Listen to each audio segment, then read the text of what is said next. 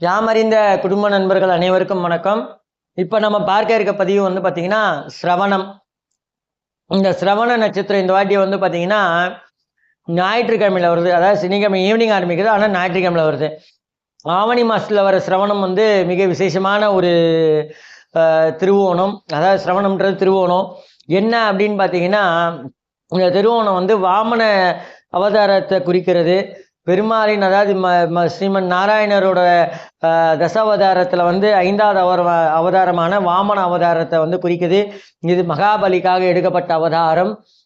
அதே போல் இந்த அவதாரத்தில் தான் தானம் வேறு தர்மம் வேறுன்றது வந்து நம்ம பூலோக மக்களுக்கு வந்து உணர்த்திய ஒரு மிகப்பெரிய அவதாரம். தானம்னா என்ன, தர்மம்னா என்னன்றது வந்து வாமன அவதாரத்தில் வந்து மகாபலிக்கு வந்து ஸ்ரீமன் நாராயணன் அவதாரத்தில் வந்து சொல்லியிருப்பார். அதனால் இந்த திருவோணத்துக்கு வந்து விரதம் இருக்கிறது அப்படின்றது வந்து பார்த்திங்கன்னா 1000 அஸ்வமேத யாகம் வளர்த்ததுக்கான ஒரு சிறப்பு அம்சங்கள் கொண்டது. அது மட்டும் இன்றி இந்த இதில் வந்து விரதம் இருக்கிறவங்களுக்கு புத்திர பாக்கியம் கண்டிப்பாக கிடைக்கும். ஏன்னு கேட்டிங்கன்னா, அவர் அந்த வாமன அவதாரம் வந்து பாலகனாக தான் எடுத்திருப்பார். ஒரு குழந்தை உருவத்தில் தான் வந்து இந்த அவதாரம் இருந்திருக்கும். அதனால வந்து இந்த திருவோணத்துக்கு விரதம் இருக்கிறவங்களுக்கு வந்து கண்டிப்பாக புத்திர பாக்கியம் வந்து கண்டிப்பாக கிட்டும். அதே போல் அந்த புத்திர பாக்கியம் கிடைக்க என்ன பண்ணணும் அப்படின்னு பார்த்தீங்கன்னா, இந்த திருவோணத்துக்கு பெருமாள் மேலே சாத்தின அந்த துளசியை வந்து வெளியில் தருவாங்க அர்ச்சகர்கள். அந்த துளசியை வாங்கி சாப்பிடணும்.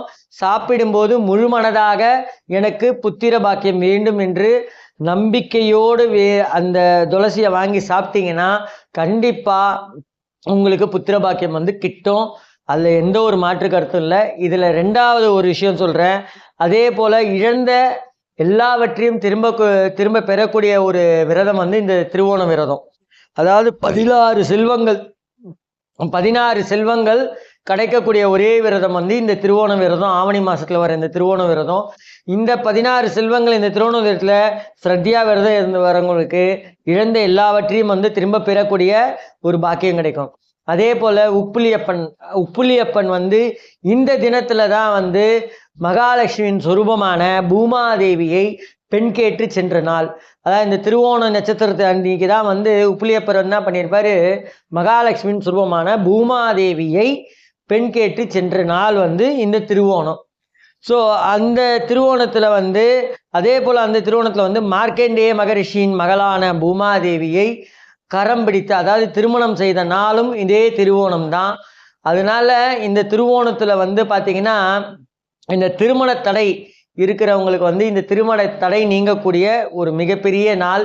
ஸோ அதனால இந்த திருவோணத்தன்று நீங்கள் ஸ்ரத்தையாக விரதம் இருந்து பெருமாளை வந்து எந்த சுரூபத்தில் இருந்தாலும் சரி, வாமன அவதாரமாக இருக்கட்டும், அனந்த சயனத்தில் இருக்கட்டும், நாராயணர் அவதாரமாக இருக்கட்டும், விஷ்ணுவாக இருக்கட்டும், பெருமாளாக இருக்கட்டும், எந்த இதுவாக இருந்தாலும் சரி, உப்புலியப்பராக இருக்கட்டும், பார்த்த சாரதியாக இருக்கட்டும், எப்படி இருந்தாலும் அவரை வந்து வணங்கி இந்த திருமண தடை நீங்கள் வந்து ஸ்ரத்தையாக வழிபட்டுன்னு வந்தீங்கன்னா உங்களுக்கு ஏற்பட்டிருக்க திருமண தடை நீங்கும். முதல்ல புத்திரபாக்கியம் சொன்னேன், 2வது திருமண தடை கண்டிப்பாக நீங்கும்.